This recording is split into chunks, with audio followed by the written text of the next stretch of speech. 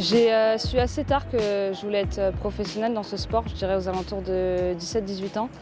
En fait, d'abord, j'ai été assez vite sélectionnée dans les catégories jeunes en équipe de France. J'ai commencé au Creps de Nancy, j'ai été au Pôle France à l'INSEP et voilà, seulement à partir de 17-18 ans, je me suis dit je vais en faire une carrière, un sport de haut niveau et un métier aujourd'hui aussi.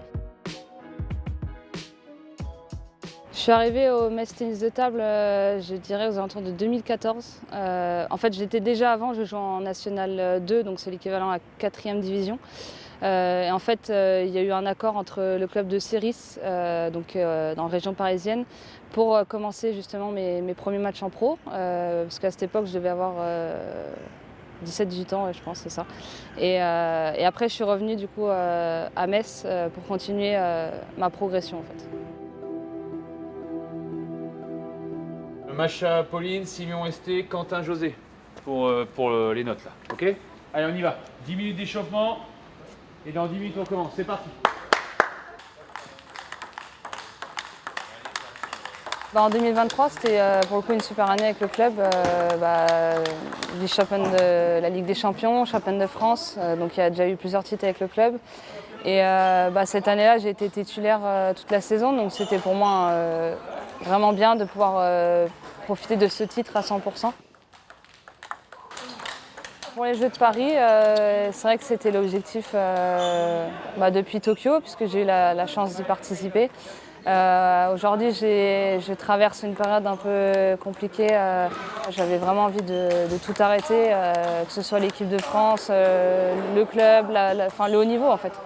Donc là, je regoute petit à petit au plaisir de m'entraîner et de jouer. Donc pour moi, c'est déjà une première étape de passer. Ça c'est bien. Allez, tu tiens.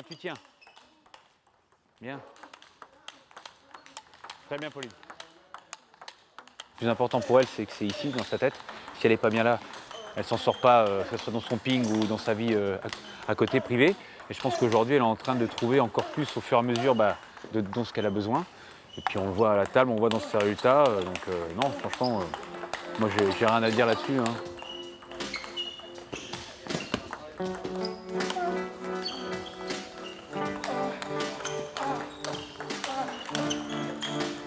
Le mal-être psychologique reste encore beaucoup tabou. C'est vrai que quand on dit qu'on va mal, on nous dit d'aller voir un psychologue ou un préparateur mental, mais en fait, faut pas oublier qu'on est des humains avant tout, on n'est pas des super-héros juste parce qu'on est sportif de haut niveau. On reste une personne et on subit la pression aussi de beaucoup de choses.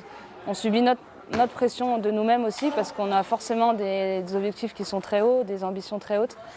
Mais pour moi, c'est encore pas assez développé. Ça devrait être la préparation mentale, l'aspect psychologique devrait être dans notre sport, en tout cas, à minima 50% du travail, parce que en fait, le sport de haut niveau, ça ne se joue pas seulement à la technique et au physique, et ça se joue surtout au mental. Et voilà, l'objectif aujourd'hui, c'est de reprendre plaisir, d'avoir la banane quand je joue au ping. Et voilà, les Jeux de Paris, ce sera une étape un peu plus lointaine, en tout cas à l'heure d'aujourd'hui.